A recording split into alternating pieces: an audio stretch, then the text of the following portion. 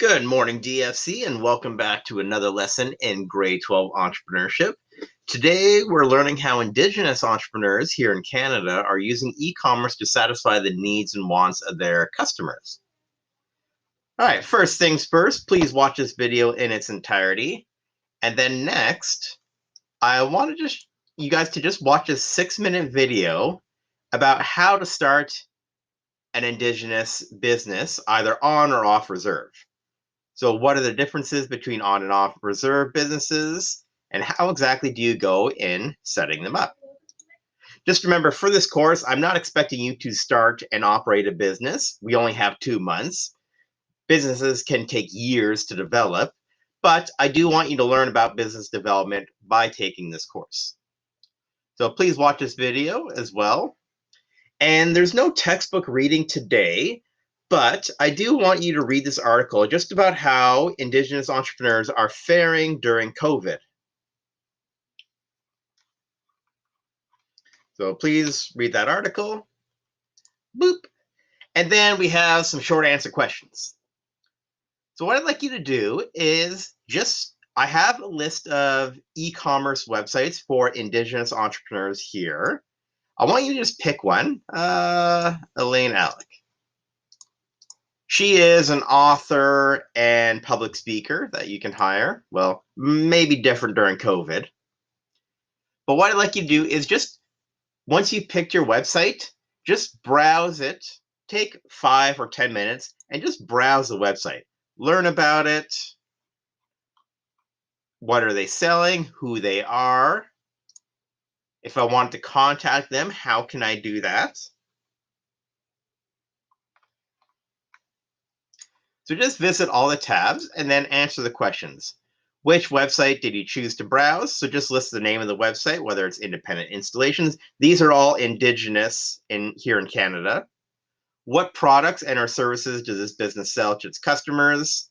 For example, Elaine Alec. So she sells a book.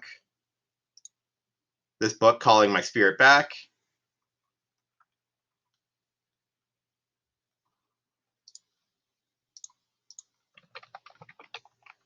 Copies of her book.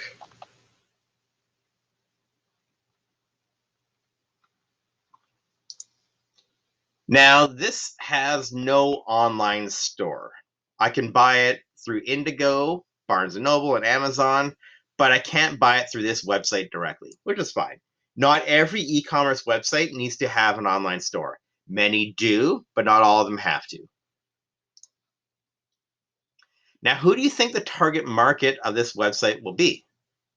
Please specify the ages, interests, income levels, genders, and cultural backgrounds of the typical customer for this business.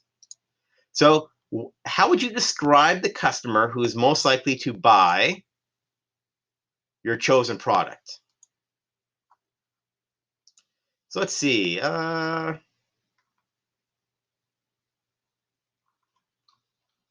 exactly is this book about? Exceptional Piece of Canadian Writing by Indigenous author.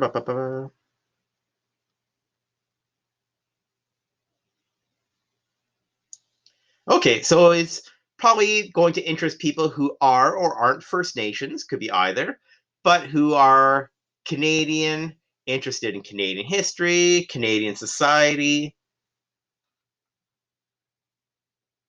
And it's probably going to be older people, say 18 and older. So I'd write that. And it could be both genders.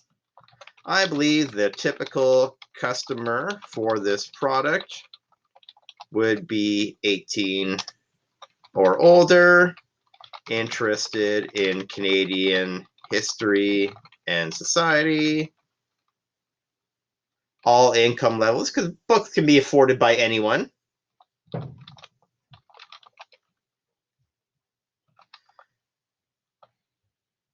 Both genders, and of Indigenous and non-Indigenous cultures. So here you're just describing who is most likely to buy this product. Now, what do you think the needs and wants for the customer of this website? So why are they coming to your chosen website? What do they need in life? What do they want in life? Does anyone actually need this book to live? Not necessarily, but they may want it. So what are they looking for? What do they want in life? 5, what are some of the pages and tabs listed on your chosen website? So here there's an about page here. There's workshops and speaking, upcoming events. She has a blog, which is an online journal, so I can read it here. There's a contact page if I need to contact her directly, if I wanted to hire her.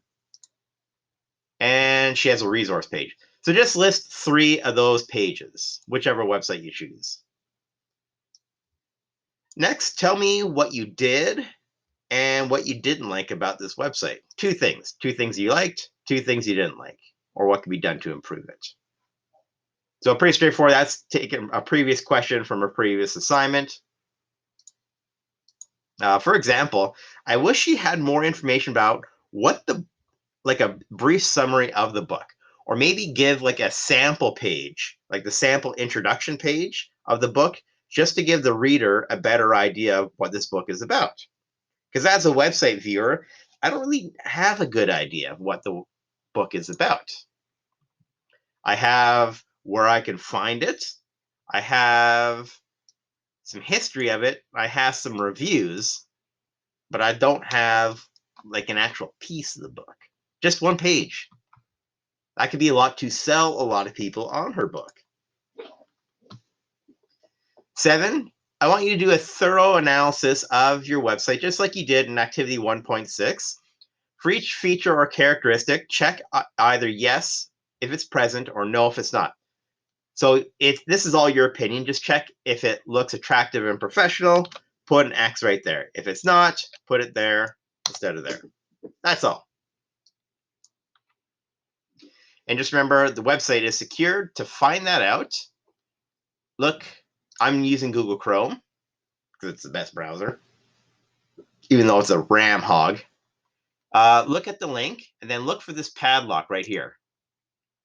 That lets you know that it's a secure connection. Google and Chrome has verified that this is a safe and secure website. It has a valid security certificate, meaning that this is a trustworthy website. So I'd put an X right here. Number 8, in your overall opinion, do you think your chosen website is an effective e-commerce site? In other words, does it do a good job at promoting and or selling the business to its customers? Be sure to explain your answer. So 1 idea for your opinion, 1 for your explanation. So in what ways does the internet benefit Canada's Indigenous entrepreneurs? So how does it help Indigenous entrepreneurs?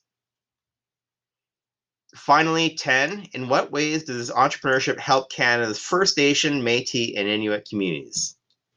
So this is kind of related to question number 9, but for question 10, how does entrepreneurship or business ownership help Canada's Indigenous population? So how does it make their lives better? Just give me 2 ways for that. And then so that's it for the short answer questions. For task 5, this is a self-assessment. So I just want you to look at today's learning goal. And then for each of the success criteria, just check off with an X whether you have met or have not yet met. If you've met all 4 success criteria, you think you got them, give yourself a mark of 4 out of 4. If not, say give yourself a mark of 3 out of 4.